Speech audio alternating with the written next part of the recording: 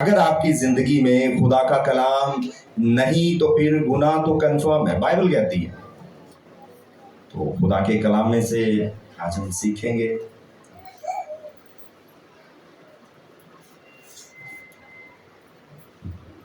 इससे पहले मैं खुदा के कलाम को आपके साथ शेयर करूं, अपनी आंखों को बंद करेंगे, अपने सरों को झुकाएंगे, सब मेरे साथ कहें, ऐ मेरे खुदावन, ऐ मेरे बादशाह, मैं अपनी समझ को, मैं अपनी अकल को पीछे करता हूँ। खुदाए पाक को मुझे समझने वाली समझ देना। आज जब कलाम सुनूं तो मैं सेम ना रहूं। यीशु के सामर्थी नाम में ये सब कुछ मांग कर बातें हैं। हालेलुया। आप मुझे बताएंगे जो हमारा टाइम पीरियड हमें बताता है कि हम दुनिया के किस मोड़ पे खड़े हैं, बता सकते हैं? सिंपल सी बात है कि हम किस जगह पे खड़े हैं।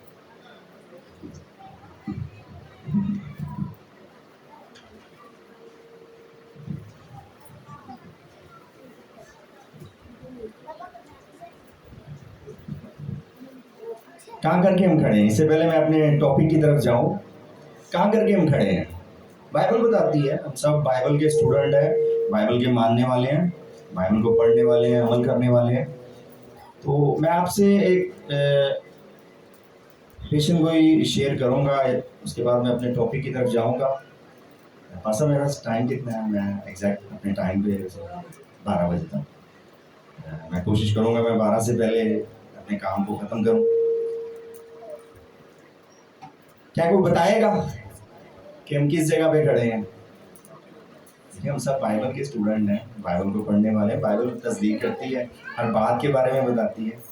कहाँ करके हम खड़े हैं जी? ये इबादत पे खड़े हैं? नहीं, मैं कह रहा हूँ दुनिया में हम किस मोड़ पे, किस चौराहे पे आके खड़े हो गए हैं।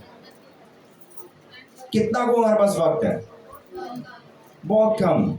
मैं आपके साथ एक पेशेंट को ही शेयर करूंगा। हिस्कियल 6 बाब में लिखा है, आखिरी वक्त में ऐसा होगा कि ना तो चीज खरीदने वाला और ना बेचने वाला, दोनों खुश नहीं होंगे। ये हमारे टाइम में हुआ है। ये 3000 साल पीछे की बात मैं आपसे शेयर कर रहा हूँ। हिस्कियल पे खुदा ने जाहिर किया कि चीज को खरीदने वाले और बेचने वाले दोनों खुश नहीं होंगे। तो आप सबका एक्सपीरियंस है, जितने लोग यहाँ पे बैठे हैं सबका एक्सपीरियंस है कि अकॉर्डिंग टू बाइबल हमारे पास वक्त नहीं है। खुदा ने उस पर ये रिवील किया कि वो आखिरी दिनों के बारे में ये लिख दे कि जब आखिरी टाइम होगा, जब दुनिया ख़त्म होने को होगी, तो ऐसा होगा कि चीज़ लेने वाले और चीज़ बेचने वाले दोनों राज़ी नहीं होंगे। तो ये हमारे साथ चल रहा है, आप सबका एक्सपीरियंस है। तो आप मुझे बताएंगे क्या मसीह कोई मज़हब है? मसीही मज़हब है? मसीही मज़हब है? मज़हब नहीं है मेरे अजीजों। अगर मज़हब होता तो शायद हम भी लड़ते दुनिया की तरह। मसीह मज़हब नहीं है, मसीह रिश्ता है। खुदा बाप बेटे पाकू का हम सब पे हम सब का रिश्ता है। जैसे समझ लें कि यीशु ने सलीब पे अपनी जान दी, तो क्या कहा जी? यीशु ने जान दे के क्या कहा जी? बाप इनको माफ कर, अपना खून बहाया, अपना कीमती खून बहा दिया मेरे लिए, पूरी दुनिया के लिए। अब ये मसीह जो है ना, ये मजहब नहीं है, रिश्ता है बाप बेटे का, बेटी बाप का। यीशु ने अपना कीमती खून दे के हमें खरीदा है। अगर मजहब होता तो हम भी लड़ाई करते। इसीलिए हमारे यीशु ने हमें ये आज्ञा दी है, ये हुक्म दिया है कि तू अपने दुश्मन से अपनी मानित क्या कर जी? मोहब्बत रख। अपनी मानित, जिस तरह तू अपने बारे में सोचता वैसे हमें अपने हमसाया के बारे में भी सोचना है, अपने दुश्मन के लिए भी हमें दुआ करनी है। तो ये मसीह की पहचान है। ये मसीह की क्या है जी? पहचान। अगर हमारे अंदर मोहब्बत नहीं है तो फिर हम खाली हैं। अगर मोहब्बत नहीं है तो फिर हम क्या है जी? खाली। विदाउट मोहब्बत खुदा को कोई नहीं समझ सकता, क्योंकि खुदा ने दुनिया से ऐसी मोहब्बत रखी कि उसने अपना इकलौता बेटा बख्श दिया, ताकि जो कोई उस पर ईमान लाए हलाक ना हो, बल्कि हमेशा की जिंदगी पाए। अब इस हमेशा की जिंदगी को पाने के लिए हमें भी कुछ करना है। हमारा दुश्मन कौन है? हमारा दुश्मन कौन है? प्लीज। पर बाइबल तो बताती है हमारा दुश्मन हमारा जिस्म है अपना। बाइबल तो ये बताती है कि हमारा दुश्मन हमारा जिस्म है। क्या आप एग्री करते हैं इस बात से कि मेरा दुश्मन मेरा अपना जिस्म है? शैतान सेकंड दुश्मन है। शैतान की ये जी सेकंड दुश्मन। पहला दुश्मन कौन है? मेरा अपना जिस्म। चले हम इसे शुरू में चलते हैं। निकालिएगा जरा पहला मुद्रस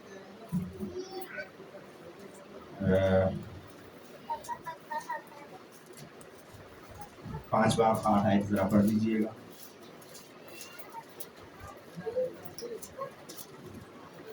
तुम होशियार और बेदार रहो, तुम्हारा मुखालिफ इब्लीस गर्जने वाले शेर बबर की तरह ढूंढता फिरता है कि किसको फाड़ खाए। आमीन। तुम होशियार और क्या रहो जी? बेदार रहो। तुम्हारा मुखालिफ इब्लीस गरजने वाले शेर की तरह ढूंढता फिरता है कि किसे फाड़ खाए। ये हमारी डेली की वॉक है। ये नहीं है कि जी चर्च कर लिया तो काम हो गया, 2 घंटे इबादत कर ली बस हुन मैं शैतान तो आजाद। हमारी डेली फाइट है। हर रोज हमें अपनी सलीब को उठाना है और अपने आप को होशियार रखना है। क्या रखना है जी? होशियार रखना है। मैंने क्या कहा जी? हमारा दुश्मन कौन है? हमारा दुश्मन कौन है? हमारा अपना जिस्म। बाइबल इस चीज को क्लियर करेगी। जाएंगे पैदाइश में। पैदाइश मैं जो आज आप सबके साथ शेयर करने जा रहा हूँ कि शैतान से हम कैसे बच सकते हैं। शैतान से हम कैसे बच सकते हैं। शैतान किस तरह हमें आजमाता है, कहाँ कहाँ से आजमाता है। मेरा टॉपिक है अगर मेरी आंख मेरे कंट्रोल में नहीं है तो मैं बच नहीं सकता। अगर मेरा मुंह मेरे कंट्रोल में नहीं है तो मैं बच नहीं सकता। अगर मेरे कान मेरे कंट्रोल में नहीं है तो मैं शैतान से बच नहीं सकता। यही मेरा टॉपिक है और इसी से शैतान हमारी ज़िंदगी में एंटर करता है। शैतान के लड़ने की जगह किधर है? आप सब जानते हैं कि हमारी लड़ाई शरारत की रूहानी फौजों से है जो आसमानी मकामों में है। तो शैतान कहाँ पे लड़ता है? सबकी फाइट है। अभी आपने सुना है पतरस बताते हैं कि हम सबकी फाइट है। जितने ईमानदार बैठे हैं सबकी जंग है। हम दुनिया की तरह नहीं है, हम दुनिया से डिफरेंट है। तो अगर हमारी जंग है तो वो जंग होती कहाँ पे है? शैतान कहाँ पे लड़ता है? क्या कोई बताएगा किस जगह लड़ता है शैतान? हमारी इमेजिनेशन में, थॉट्स पे। यहाँ पे लड़ता है। यहाँ पे उसके लड़ने की जगह है। ये लीगल राइट्स है उसे अदन से। कब से है जी उसे इख्तियार? अदन से। जब हमारे बाओ अजदाद ने गुनाह किया, जब उसको सुना, उसकी मानी, तब से उसके पास राइट्स हैं, लीगल राइट्स हैं। वो किसी के भी माइंड को कैप्चर कर सकता है, किसी के भी माइंड को कैप्चर कर सकता है। यहाँ पे वो लड़ता है। कहाँ पे लड़ता है? यहाँ पे हमारी इमेजिनेशन में। यहाँ भी होता है ना, मुझे वो भाई से कुछ गुस्सा हो गया तो यहीं पे मैं सारा प्रॉपर प्लान करूंगा कि मैंने इस भाई को बुलाना, इसके घर भी नहीं जाना। तो ये काम किसका? शैतान का। तो कहाँ पे सोच डालता है? यहाँ पे डालता है, मेरे माइंड में। मेरे माइंड को कैप्चर करता है। और मेरे अजीजों, हम कैसे सेफ रह सकते हैं? जब तक हमारी आंखों पे, हमारे कानों पे, हमारे मुंह पे कंट्रोल नहीं है तो हम बच नहीं सकते। यहीं से सब कुछ चला है। देखेंगे हम पैदाइश 3:6 आयत पढ़ दीजिएगा जरा। ये हम आंख के बारे में देखने जा रहे हैं। मैं तरतीब से आपको लेके चलूंगा ताकि आपको याद रहे किसके बारे में हम सीख रहे हैं। आंख के बारे में। पैदाइश की किताब उसका 3 बाब और उसकी 6 आयत से, औरत ने जब देखा कि वो दरख्त खाने के लिए अच्छा और आंखों को खुशनुमा मालूम होता है और अकल बख्शने के लिए खूब है, तो उसके फल में से लिया और खाया और अपने शोहर को भी दिया और उसने भी खाया। आमीन। औरत ने जो देखा, सबसे पहले मेरे अजीजों, मैंने तेरे कलाम को अपने दिल में रख लिया। अब देखें, हवा को ये पता नहीं है कि खुदा ने तो हमें मना किया है इस दरख्त के पास भी नहीं जाना, तो ये क्या कर रही है उस दरख्त के पास? इसका मतलब दिल में कलाम नहीं है। पहली गलती, दिल में खुदा की वो बात नहीं है जो खुदा ने उन्हें बोला था कि ये बाग के सारे दरख्तों का फल तुम खा सकते हो, पर जो बाग के सेंटर में है उसके पास जाना भी नहीं है। इसका मतलब वो खुदा के करीब नहीं है। अगर वो खुदा के करीब होती तो फिर ये नौबत ना आती। अगर वो खुदा के आवाज को सुन लेती, मान लेती, खुदा का डर मानती, तो फिर शायद ऐसा ना होता। ये हमारा ख्याल है, पर खुदा के ख्याल को हम समझ नहीं सकते। इंसानी अकल से बाहर है कि हम खुदा को समझ सके। उसने अपनी आंखों से क्या जी? फल को देखा। पहला तो उसके पास गई है, फिर उसे टॉक कर रही है, फिर उसको देख रही है, और जैसे ही देखा तो उसके दिल को वो अच्छा लगा। वो उसको फल जो है ना ट्रैक कर रहा है अपनी तरफ। क्यों? क्योंकि शैतान उसके अंदर एंटर हो गया, आंखों से एंटर हो गया। आंखों कहाँ से देखा उसने? आंखों से उसने देखा है। जब उसने आंखों से देखा तो शैतान का लीगल राइट्स इख्तियार है, वो उसके अंदर काम अब कर सकता है। अब उसकी जिंदगी में वो काम कर सकता है। तो आगे आप सब जानते हैं आगे हुआ क्या, क्योंकि अदन का मतलब है प्रेजेंस। क्या मतलब है जी? प्रेजेंस, खुदा की हजूरी, खुदा की ममूरी। तो उसको खुदा की हजूरी और ममूरी में रहना था, उसको इन चीज़ों की तरफ नहीं जाना था। आज भी मेरे अजीजों, खुदा हमसे कहता है कि अगर तेरे अंदर खुदा का कलाम नहीं है तो फिर तू फंस सकता है, मुश्किल में आ सकता है। आज भी हमारे लिए यही है। उसने आंखों से देखा, फिर खाया, फिर खाने के बाद आप सब जानते हैं आगे की जो हुआ है। आप सब बलीवर्स हैं, ईमानदार हैं। मैं अपने टाइम में से ख़त्म करना चाहूँगा। आगे की स्टोरी आप सब जानते हैं हुआ क्या। फिर खुदा ने इनको सज़ा दी, नाफरमानी की फिर सज़ा मिली ना सबको। फिर मैं इंक्लूड हूँ, सब हम उसमें शामिल है। उस हवा में और आदम में हम थे, इसीलिए तो हम दुनिया में आए हैं, इसीलिए तो हम आए हैं दुनिया में। और जो आएंगे वो भी आदम में थे, क्योंकि सब आदम से ही आए हैं ना। कहाँ से आए हम? आदम से। सब आदम से आए हैं, और वो असर भी सब में है। इसीलिए हम सब मेहनत मुशक्कत की खाते हैं। और लेडीज आप सब जानते हैं कि बगैर पेन के बेबी नहीं होता। ये खुदा ने सजा दी है, इसे कोई दुनिया की कोई ताकत बदल नहीं सकती। कोई मजहब, कोई मिशन, कोई सिस्टम इसे बदल नहीं सकता। इंसान को इसी तरह खाना है, और इसी तरह ही दुनिया का सिस्टम चलेगा। बेबी भी इसी तरह ही आएंगे।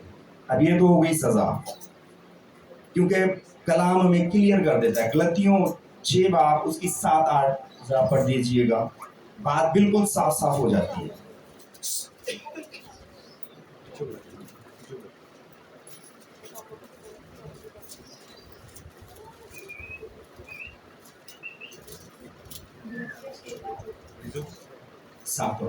गलतियों का खत उसका 6वां बाब और उसकी 7वीं आयत में लिखा है, फ्रेब ना खाओ, खुदा ठट्ठों में नहीं उड़ाया जाता। फ्रेब ना खाओ, खुदा ठट्ठों में नहीं उड़ाया जाता। अभी यीशु कह रहा है फ्रेब ना खाओ, खुदा ठट्ठों में नहीं उड़ाया जाता। खुदा मजाक नहीं। एक बार पूरी दुनिया की सूली ते चढ़ गया, हूँ दोबारा नहीं चढ़ना। किते गलत फहमी च ना रहा जे, फ्रेब ना खाओ, खुदा ठट्ठों में नहीं उड़ाया जाता। हाँ जी, क्योंकि आदमी जो कुछ बोता है वही काटेगा। आदमी जो कुछ बोता है वही काटेगा। अब ये मेरे पे है कि मैं क्या करता हूँ। रिजल्ट तो आएगा, ऐसा नहीं है कि रिजल्ट नहीं आएगा। ऐसा हो ही नहीं सकता कि रिजल्ट ना आए। अदन में रिजल्ट आया तो अब भी रिजल्ट आएगा। हाँ जी, पढ़िएगा जरा आगे। जो कोई जिस्म के लिए बोता है वो जिस्म से हलाकत की फसल काटेगा। जो कोई जिस्म के लिए बोता है वो जिस्म से हलाकत की फसल। तो मैंने क्या कहा है शुरू में, हमारा दुश्मन कौन है? हमारा अपना शरीर। इसी को काबू में करना है, इसी को काबू में करना है। तो शैतान आपके पांव के नीचे है। यीशु ने आपको इख्तियार दिया है, अधिकार दिया है। सांप और बिच्छुओं को कुचलो और दुश्मन की सारी कुदरत पर गालिब आओ। पर मेरे अजीजों, इससे पहले कलाम ये भी फरमाता है कि खुदा के ताबिया हो जाओ, फिर इब्लीस का मुकाबला करो। तो ताबियादारी तब होगी जब मैंने अपने जिस्म को अपने कंट्रोल में किया, और ये कंट्रोल खुदा की कुदरत के बगैर नहीं हो सकता। जब मैंने खुदा के कलाम को अपने दिल में रख लिया है, तभी मैं इस पे गलबा पा सकता हूँ। अगर मेरे अंदर खुदा का कलाम नहीं है तो मैं गलबा नहीं पा सकता। खुदा ही कर सकता है, पर कब? जब मैं अपना हिस्सा खुदा को दूंगा। मेरा काम खुदा कभी भी नहीं करेगा। खुदा का काम मैं कर नहीं सकता, खुदा मेरा काम नहीं करेगा। तौबा मुझे करनी है और चलना मुझे है। डेली मुझे अपनी स्लीप को उठाना है और यीशु के पीछे चलना है। ये खुदा कभी नहीं करेगा। ये कभी भी नहीं है कि खुदा ऐसा करे कि वो आपको उठा के चर्च में ले आए। ऐसा होता है? आपकी चॉइस है। खुदा ने आपको आजाद मर्जी बनाया है। क्या जब वो हवा उस फल को देख रही थी खुदा वहां पे नहीं था? खुदा था। खुदा ने रोका उसे? नहीं रोका। खुदा ने कहा मर्जी है, चॉइस है। हाँ, जब आप अमल करोगे फिर रिजल्ट तो आएगा। तो इसी तरह मुझे इख्तियार दिया है खुदा ने कि मैं अपनी जिंदगी जैसे चाहूं जीऊं। पर खुदा का बंदा वास कहता है कि तू अपनी जवानी के दिनों में खूब की कार अपना जी बहला, पर याद रख कि एक दिन तेनू हाजिर होना है। हर अच्छी गल का ते हर बुरी गल का तेनू हिसाब देना पैना है। तो चॉइस मेरी है, क्या हमें चलना है जी, किसके माफिक चलना? आगे पढ़ना जी जरा। और जो रूह के लिए बोता है वो रूह से हमेशा की जिंदगी की फसल काटेगा। जो रूह के लिए बोता है वो रूह से हमेशा की जिंदगी की फसल काटेगा। यीशु ने क्या तुम जानते नहीं कि तुम रूह कुदस का मकदस और खुदा का रूह तुम में बसा हुआ है? मैं दुनिया की गल नहीं कर रहा, मैं सिर्फ चर्च की गल कर रहा। क्योंकि दुनिया ਨੂੰ ਯਿਸੂ ਨੇ ਇਹ ਨਹੀਂ ਕਿਹਾ ਕਿ ਮੈਂ ਅੰਗੂਰ ਦਾ ਦਰਖਤ ਤੇ ਤੁਸੀਂ ਮੇਰੀ ਡਾਲੀਆਂ ਜੇ। ਇਹ ਮੇਰੇ ਤੇ ਚਰਚ ਲਈ ਕਾਲ ਹੈ। ਯਿਸੂ ਸਾਡੇ ਨਾਲ ਗੱਲ ਕਰ ਰਿਹਾ, ਦੁਨੀਆ ਨਾਲ ਗੱਲ ਨਹੀਂ ਕਰ ਰਿਹਾ। ਕਿਉਂ ਯਿਸੂ ਕਹਿ ਰਿਹਾ ਕਿ ਮੈਂ ਅੰਗੂਰ ਦਾ ਦਰਖਤ ਤੇ ਤੁਸੀਂ ਮੇਰੀ ਡਾਲੀਆਂ ਜੇ? ਕੋਈ ਹੋਰ ਦਰਖਤ ਕਿਉਂ ਨੇ? ਬੜੇ ਦਰਖਤ ਨੇ। ਰੀਜ਼ਨ खुदा ने जो भी कोई तमसील दी ਉਹਦੇ ਪਿੱਛੇ ਇੱਕ ਗਹਿਰਾ ਭੇਦ, ਇੱਕ ਗਹਿਰੀ ਰੈਵਲੇਸ਼ਨ क्यों गया है कि मैं अंगूर दा की है जी दरख्त ते तुसी की हो डालियां। जेड़ी डाली मेरे च कायम रहेगी वो की करेगी जी? फल लेके आएगी। और जेड़ी डाली कायम नहीं रहेगी काटी जाएगी। और उसका अंजाम क्या होगा जी? वो आग में जलाई जाएगी। वो किसी काम की नहीं है। आप सबने अंगूर की बेल देखी है? देखी है? उसकी कभी छड़ी बनी देखी है आपने? या कोई चेयर कुछ उसका कुछ इस्तेमाल देखा आपने सूखने के बाद? कभी देखा जिंदगी में? कभी आपने देखा हो कि वो किसी काम में इस्तेमाल आती है? नहीं आती मेरे अजीजों। वो उसका अब जलना ही उसका अतीत है। उसका जलना अब कंफर्म है क्योंकि यीशु ने कहा वो किसी काम की नहीं है। इसी तरह अगर हम यीशु से जुदा हो गए तो फिर हमें कोई नहीं बचा सकता। हमें कायम रहना है। अगर बचना है तो फिर क्या? अगर बचना है इब्लीस से तो फिर हमें कायम रहना है। अपनी आंखों पे कंट्रोल करना है। खुदा की हदायत से चलना है। खुदा की हदायत से चलना है। हमें नहीं चलेंगे तो मुश्किल में आएंगे। निकालना जरा मत्ती 6 बाब उसकी 22 और 23।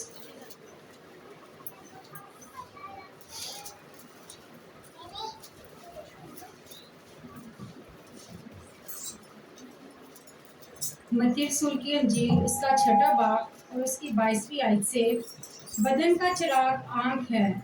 बस अगर तेरी आँख दुरुस्त हो तो तेरा सारा बदन रोशन होगा, और अगर तेरी आँख खराब हो तो तेरा सारा बदन तारीक होगा। बस अगर वो रोशनी जो तुझ में है, तारीकी हो तो तारीकी कैसी बड़ी होगी। आमीन। बदन का चिराग क्या है जी? आंख। अगर आंख गलत है तो फिर सारा बदन तारीकी में है।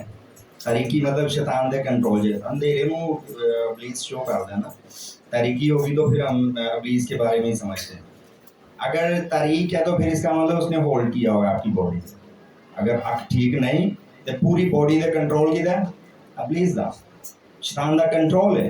अगर मेरी अख ठीक है तो फिर मेरा जिस्म रोशन है। कंट्रोल किधर है? पाखरू दा। किदा कंट्रोल है जी? पाखरू दा। और मेरे अजीजों ये मेरे इख्तियार से यसु बादशाह ने कुछ नहीं करना है इसमें। ये मैं अपनी आजाद मर्जी ना चलना है। यसु ने जबरदस्ती नहीं करनी। चलो सडनली आँख ने कुछ गलत देख लिया, स्क्रॉल तो मैं करना है ना कि यसु करेगा मेरे लिए। मैं पढ़िया नहीं बाइबल दे विच कि तेरी आँख अगर ठीक है तो फिर सब ठीक है। तो फिर जब आँख से मैं देखूंगा तो फिर रिजल्ट तो आएगा। रिजल्ट तो आएगा ना, फिर फसल तो आएगी। जो मैंने आँख से देखा है उसका रिजल्ट तो आएगा। तो फिर मुझे मुश्किल में ना पड़ने के लिए अपनी आँख को कंट्रोल में रखना है, तभी मेरा जिस्म रोशन है। अगर नहीं कंट्रोल तो फिर रोशन नहीं है।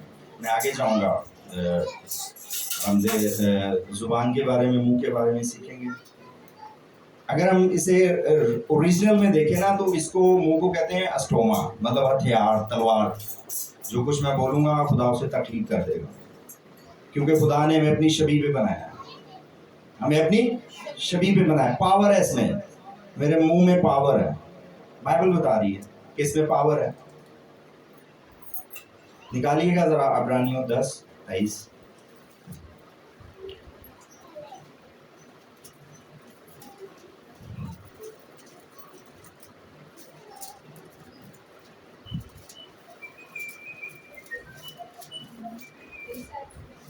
आइए कि एक वर्ष मानिए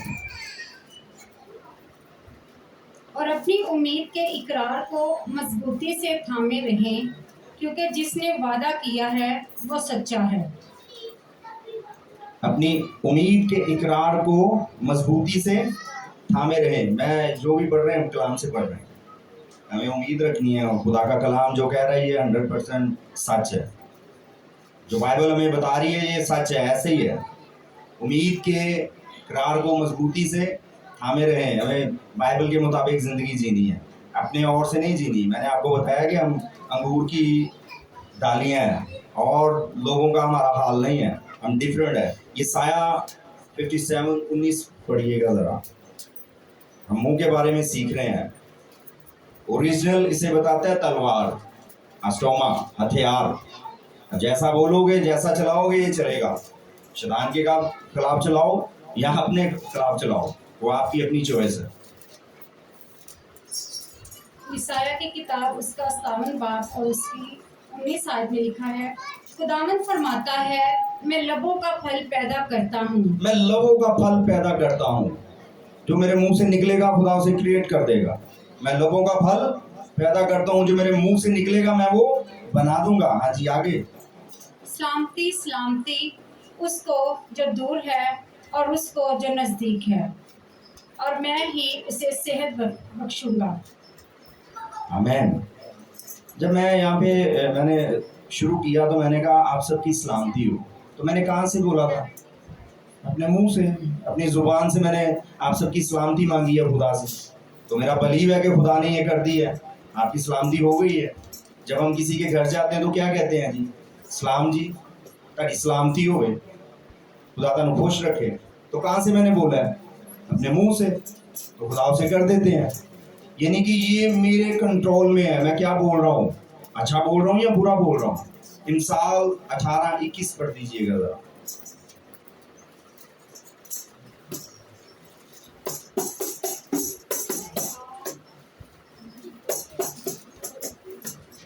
इंसाल की किताब उसका 18वां बाब और उसकी 21 आयत में, मौत और जिंदगी जुबान के काबू में है, और जो उसे दोस्त रखते हैं उसका फल खाते हैं। आमीन। मौत और जिंदगी किसके काबू में है जी? आपके अपने इख्तियार में है। जैसा बोलेंगे खुदा वैसे ही करेगा। खुदा ने आपको अपनी छवि पे बनाया है, अपनी माने जो पावर हमारे खुदा में है वो सेम पावर खुदा ने आपको भी दी है, नहीं दी है? क्या आप एग्री नहीं करते? अभी मुझे बताएं, अभी कोई स्पिरिचुअल रैलम की कोई बात हो तो हम यहाँ पे बांधेंगे, आसमान पे बांध दिया जाएगा। यीशु ने क्या कहा? सांप और बिच्छुओं को और दुश्मन की सारी कुदरत पर गालिब आओ। कैसे गालिब आते हैं हम बोलते हैं अपने मुंह से तो आसमान पे अमल होता नहीं है। हम बोलते हैं तो खुदा करता नहीं है, तो किसके इख्तियार में है? मेरे। मैं जैसा बोलूंगा खुदा कर देगा, जैसा मैं बोलूंगा खुदा कर देगा। मैं आपको पीछे लेके जाता हूँ पैदाइश में, जरा स्टोरी है, जरा सुनिएगा। पैदाइश 9 बाब 18 से 27 जरा पढ़ दीजिएगा, ध्यान से सुनिएगा। मैं जरा शॉर्ट टाइम पे खत्म करना है मुझे। ये टॉपिक तो बड़ा वसी है, पर मैं चाह रहा हूँ कि मैं अपने टाइम पे खत्म करूँ। हमारा खुदा तरतीब का खुदा है। हाँ जी, पैदाइश 9 बाब 18 से 27, ध्यान से सुनिएगा, आपकी तवज्जो चाहता हूँ। पैदाइश की किताब उसका 9वां बाब और उसकी 18वीं आयत से, नूह के बेटे जो कश्ती से निकले साम, हाम और याफत थे। मेरे अजीजों, ये नूह की बात हो रही है। आप सब जानते हैं ना, नूह की स्टोरी आप सबने सुनी है, आप सब बागौर बच्चे भी वाकिफ हैं। ये नूह की बात हो रही है। हाँ जी। और हाम कुनान का बाप था। यही तीनों नूह के बेटे थे और उन्हीं की नस्ल सारी जमीन पर फैली। और नूह काश्तकारी करने लगा और उसने एक अंगूर का बाग लगाया और उसने उसकी मै पी और उसे नशा आया और वो अपने डेरे में बरहन्ना हो गया। और कनान के बाप हाम ने अपने बाप को बरहन्ना देखा और अपने दोनों भाइयों को बाहर आकर खबर दी। तब साम और याफत ने एक कपड़ा लिया और उससे अपने कंधों पर धरा और पीछे को उल्टे चल कर गए और अपने बाप की बरहंगी डांकी। सो उनके मुंह उल्टी तरफ थे और उन्होंने अपने बाप की बरहंगी ना देखी। जब नूह अपने मै के नशे से होश में आया तो जो उसके छोटे बेटे ने उसके साथ किया था उसे मालूम हुआ और उसने कहा कि कनान मालूम हो, वो अपने भाइयों के गुलामों का गुलाम होगा। फिर कहा, खुदावन साम का खुदा मुबारक हो और कनान साम का गुलाम हो। खुदा याफत को खिलाए कि वह साम के डेरों में बसे और कनान उसका गुलाम हो। और नूह। आमीन। आमीन। कुछ समझ आई है हवाले की? ये नूह की बात हो रही है और उसके बेटों की बात हो रही है। उसके 3 बेटे थे, साम, हाम और याफित। इसी से पूरी दुनिया फिर आबाद हुई। क्या आप जानते हैं कि हम किसकी औलाद हैं? पता है किसकी औलाद है? नहीं, हम किसकी औलाद हैं? वो तीनों से दुनिया चली है ना। क्या हुआ है? नूह ने एक बाग लगाया और उसने मै पी और वो नशे में हो गया। अब नशे की हालत में उसे इतनी होश नहीं है कि वो अपने डेरे में, अपने तंबू में नंगा पड़ा हुआ है। क्या है जी? बाइबल बता रही है कि वो बरहन्ना यानी नंगा पड़ा हुआ है, उसे कुछ होश नहीं है। तो उसका छोटा बेटा हाम अपने बाप को देखता है और उसका मजाक उड़ाता है। क्या उड़ाता है जी? उसका मजाक उड़ाता है और अपने भाइयों को आके बाहर बताता है। उसके भाई क्या करते हैं? साम और याफित जाते हैं उल्टे पांव और अपने बाप को, उसकी बरहनी को थामते हैं। अब इसका रिजल्ट क्या है? उसका बाप जब होश में आता है तो अपने मुंह से कुछ वर्ड्स डिक्लेयर करता है। कुछ उसने बातचीत की है इनसे। क्या कहा है? कि तू अपने भाइयों का दास रहेगा, गुलाम रहेगा। क्या रहेगा? गुलाम। तो मैं आपको बताता हूँ, आज आप देख लें इस बात को। खुदा ने ये बात को वैसे ही कहा जैसे उसके मुंह से निकली। हम सब हाम की औलाद हैं। हम सब जितने एशियन हैं हम हाम की औलाद हैं। और जो साम की औलाद हैं वो अरबी और इजराइल है। और याफत की औलाद जितने गोरे, जितने यूरोपियन हैं वो सारे उनकी औलाद हैं। ये देख लें, आपके सामने है। और वो हमारे पे हुकूमत करते नहीं है। एशिया के लोगों पे हुकूमत नहीं है उनकी। जब जाते हैं बाहर तो उनकी गुलामी करनी पड़ती है। तो साम के डेरों में यूरोपियन रहते हैं, तेल उनका निकल रहा है, पर वहाँ पे वो रहते हैं, आगे यूरोपियन रहते हैं। मैं अक्सर जब मैंने ये पढ़ा तो मैंने एक चीज़ को देखा। मैं कतर में था तो मैं उस चीज़ को देख के मेरा दिल, मैं कहा खुदा तेरे जैसा कोई खुदा नहीं है। तो ही सच्चा जिंदा खुदा है। मैंने देखा अरबी और वो सारे गोरे ऐसे लाइन में खड़े हुए हैं, और वहाँ पे वो जो हमारे काम के शुरू में होता है वो फर्स्ट डे था, तो मुझे ये वर्ड्स याद आई कि खुदा बातों का सच है। और आज देखें हम जाके पूरे एशिया के लोग आगे ऐसे लाइन में खड़े थे, और वो दोनों जातियाँ ऐसे स्टेज पे थी और उनको वो डील कर रहे थे। कोई भी है, इंडिया का हो, बांग्लादेश का हो, जितने भी हम सब हाम की औलाद हैं, अफ्रीकन भी हाम की औलाद है, तो हमें जाके वहाँ पे गुलामी करनी पड़ती है। ये कहाँ से डिक्लेयर हुआ जी? उसके बाप ने कहाँ से बोला? अपने मुंह से। खुदा ने कर दिया, फिर खुदा ने कर दिया। अब मुझे बताएं, हम दुआ करते हैं इब्राहिम, इसहाक, यकूब के खुदा, हमारे खुदा, हम यीशु का खुदा क्यों नहीं कहते? बड़ा बेटा तो यीशु है, बाइबल में बड़ा तो यीशु है, उसका नाम हम क्यों नहीं लेते? रीजन, क्योंकि उसने अपने मुंह से कहा कि ये पैलोठे का हक मेरे किस काम, मैं तो भूख से मर रहा हूं, मैं इस पैलोठे के हक को कुछ नहीं जानता।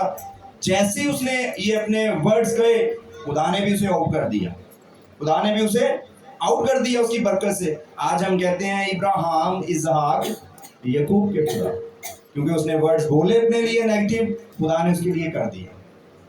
इसीलिए मेरे अजीजों, मैं आपको कह रहा हूं कि हमारे मुंह में पावर है, जो बोलेंगे खुदा उसे बना देगा। अब हम अच्छा बोलेंगे तो खुदा अच्छा करेगा। हमें कभी भी किसी पे बातों बातों में बच्चों को कोसते हैं ना, वो हमें वो करना नहीं है। कोसते हैं ना, हम बुरा भला कहते हैं बच्चों को, नेगेटिव वर्ड्स बोलते हैं अपने मुंह से, और फिर कहते हैं ऐसा क्यों हो रहा है? भाई ऐसा तो होगा, मैंने खुद तो बोला है। हम दुनिया जैसे नहीं है, हम अंगूर की बेल की टहनी है, हम लोगों जैसे नहीं चल सकते। जैसे दुनिया चलती है हम वैसे नहीं जी सकते, जैसे वो सोचते हैं हम वैसे नहीं सोच सकते।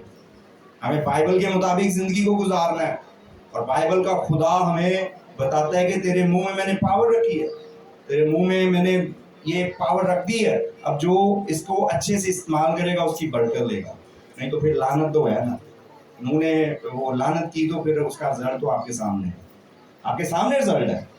जब उसके मुंह से निकला, खुदा ने उसे बना दिया। खुदा ने वजह, वो बेटा अपने किए की सजा पा रहा है, अपने किए की सजा। अगर वो अपने बाप की बरहनी को ठानता तो उसके साथ ऐसा ना होता, क्योंकि हम अपने कामों का बदला पाते हैं, अपने कामों का बदला पाते हैं। कान के बारे में सीखेंगे।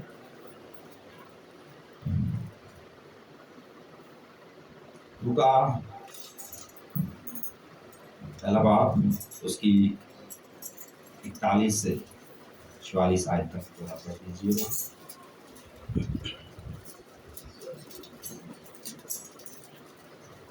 सॉरी टू, मेरा ये टॉपिक बड़ा वसी है, मैं आपको और तफसील से समझाता, पर मुझे अपने टाइम पे इसको क्लोज करना है। हमारा खुदा हमें तरतीब सिखाता है, और मैं कोशिश कर रहा हूँ कि आप इस बात को सीख पाएँ और आप इस कलाम से बरकत पाएँ। लूका रसूल की अंजील, उसका पहला बाब और उसकी 41वीं आयत से। और जो ही अलिशबा ने मरियम का सलाम सुना, तो ऐसा हुआ कि बच्चा उसके रहम में उछल पड़ा, और अलिशबा रूह कुद्दस से भर गई, और बुलंद आवाज़ से पुकार कर कहने लगी कि तू औरतों में मुबारक, और तेरे रहम का फल मुबारक है। और मुझ पर ये फजल कहाँ से हुआ कि मेरे खुदावंद की माँ मेरे पास आई, क्योंकि देख, जो ही तेरे सलाम की आवाज़ मेरे कान में पहुंची, बच्चा मारे खुशी के मेरे रहम में उछल पड़ा। आमीन। आमीन। कहाँ से आवाज हुई जी? मुंह से बोला, कान से सुना, और अमल कहाँ पे हो रहा है? उसके रहम में। अमल कहाँ पे हो रहा है? उसके रहम में। जो ही मैंने तेरे सलाम की आवाज सुनी और मारे खुशी के बच्चा मेरे रहम में उछल पड़ा। तो मेरा आपसे कहने का मतलब ये है, हमारी आँख, हमारा मुंह, हमारे कान, ये डिवाइस हैं, इनको इस्तेमाल हमने करना है। अच्छा करेंगे तो अच्छा रिजल्ट है। तो यीशु को जब शैतान ने आजमाया तो क्या दिखाया? आंखों से क्या दिखाया जी? सारी शान और शौकत। और क्या कहा? अगर तू एंट्री करने की उसने कोशिश की, आंखों से दिखाया ताकि उसे भरमाए। उसने यीशु में एंट्री करने की कोशिश की, और उसको पता नहीं है कि वो तो खुद कलाम है। इब्तिदा में कलाम था, कलाम खुदा के, और कलाम खुद खुदा था। उसी चीज का आइडिया ही नहीं है कि वो तो खुद खुदा है, उसे मैं कैसे भरमा सकता हूँ? वो तो कलाम से भरा हुआ है, उसका तो वजूद ही कलाम है, उसका तो वजूद ही कलाम है। वो कलाम से कैसे बाहर जा सकता है? उसको इस बात की समझ नहीं, पर उसने अपना वही अदन वाला हथियार, अदन वाली टर्म उन्हें फिर इस्तेमाल की थी ताकि यसू नू भी की करे, फसा ले, पर फसा नहीं सकता। यसू सब जानते जे कि मुकम्मल इंसान ते मुकम्मल किए खुदा, अगर वो कामिल इंसान नहीं तो फिर साड़ा छुटकारा नहीं, अगर वो कामिल इंसान नहीं तो फिर साड़ा छुटकारा कोई नहीं, फिर असी छुट नहीं सकते, क्योंकि साढ़े गुनाहां दी खातर सूली ते चढ़े है। ते जे उन्होंने तकलीफ नहीं सी, जे उन्होंने दुख नहीं सी, तो फिर कफारा कोई नहीं, फिर कफारा कोई नहीं। ते जे वो खुदा नहीं तो फिर असी इस चीज़ से उम्मीद नहीं रखते कि वो सानू लै जाएगा। वो कामिल खुदा भी है, उसकी कब्र खाली है। उन्हें कहा मैं अपने इख्तियार दे नाल अपनी जान देना वा, तो फिर इनू वापस लैन का की रखना वा, इख्तियार रखना, मेरे को इख्तियार है। कामिल इंसान, कामिल खुदा, पर अबलीस ने वही टर्म इस्तेमाल की थी।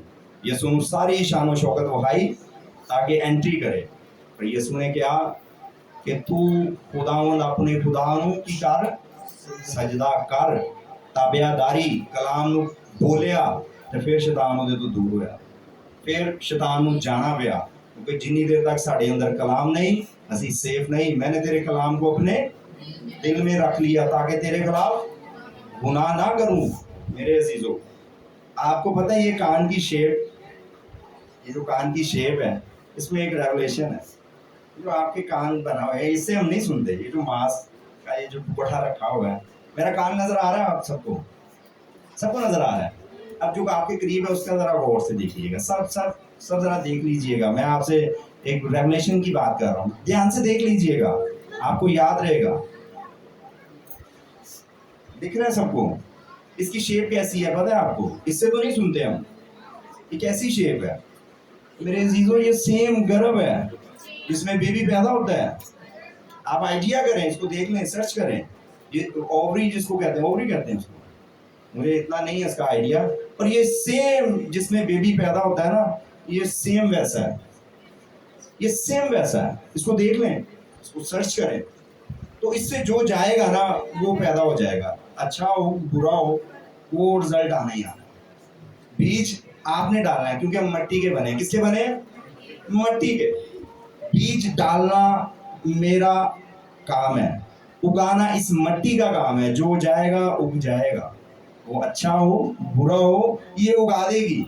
अच्छे वर्ड्स सुनूंगा तो अच्छा, बुरा सुनूंगा तो बुरा, उगना तो कंफर्म है, ये तो 100% है। क्योंकि ये खुदा ने, ये इससे नहीं मैं सुनता, मैं इससे थोड़ी सुनता हूँ। ये जो मांस है इससे थोड़ी मैं सुनता हूँ, सुनने वाला तो अंदर है, वो पर्दा जिससे मैं सुनता हूँ। ये खुदा ने क्यों लगाया है? ताकि मुझे बाइबल का आइडिया हो कि जो इससे जाएगा वो हो जाएगा, जो इससे मैं रिसीव करूंगा खुदा उसे बना देगा। अब मैं अच्छा सुन रहा हूँ तो अच्छा, बुरा सुन रहा हूँ तो बुरा। उसने कान से सुना और मारे खुशी के बच्चा उछल पड़ा, रहम में उछल पड़ा, यहाँ से गया और यहाँ पे अमल हुआ। तो इसी तरह मेरे अजीजों, इससे जो जाएगा वो पैदा हो जाएगा, वो अच्छा है वो बुरा है, चॉइस मेरी है, क्योंकि खुदा ने हमें बाउंड नहीं किया। अगर बाउंड खुदा करे तो फिर खुदा की खुदाई के सामने कोई टिक सकता है? कोई कह सकता है कि मैं नहीं ये काम करना? या किसी की जरूरत है कि खुदा दे के खलो जाए? मैं आपको एक पिक्चर दिखाता हूँ,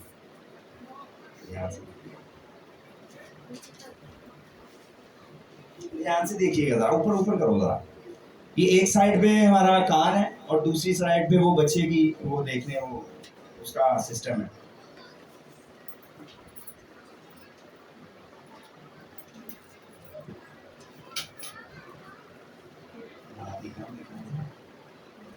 हाँ जी, सबको दिख रहा है? ये देख लें, ये सेम है, हमारे कान का वो डिजाइन सेम है, सेम खुदा ने में बना के दिया। ताकि हम इसको गौर से देखें और अपना सुनना बाइबल के मुताबिक है, ताकि शैतान हमें आजमाए ना। जब जाएगा तो रिजल्ट तो आएगा, फसल तो आएगी। मैं गिनती 14 बाब उसकी ये 2 आयत, पहली 2 आयत पढ़ दीजिएगा।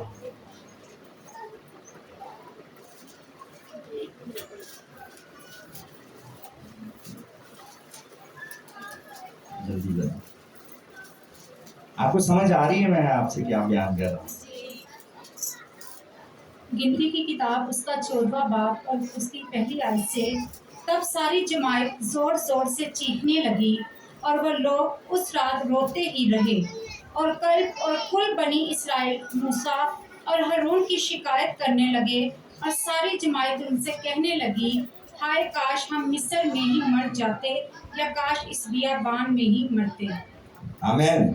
ये आपको पता है ये स्टोरी क्या है? आपको आइडिया है? जब कौम बनी इसराइल गुलामी के घर से आज़ाद हुए तो खुदा के कहने के मुताबिक खुदा ने कहा मूसा को कि 12 कबीले और 12 लोगों को भेज मुल्क कनान का हाल दरियाफ्त करके आए। क्या करें जी? हाल दरियाफ्त करके आए। और जब वो हाल दरियाफ्त करने गए तो वहाँ पे जो जो खुदा ने कहा नेम थे तो सेम थी, और आके वो पूरी खबर सब लोगों को सुना देते हैं। कहते हैं जी वहाँ पे जब्बार है, वहाँ पे तो बड़े कदावर लोग हैं, तो हम उनसे कैसे लड़ेंगे।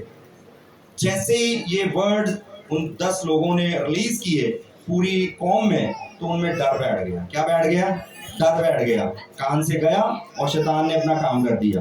तो फिर उनके मुंह से एक वर्ड निकला है कि काश के हम बियाबान में ही मर जाते। जुबान से बोला और सारे ही मर गए सिवाय यशवा और खालिद को छोड़ के। कोई जा सका वहां पे?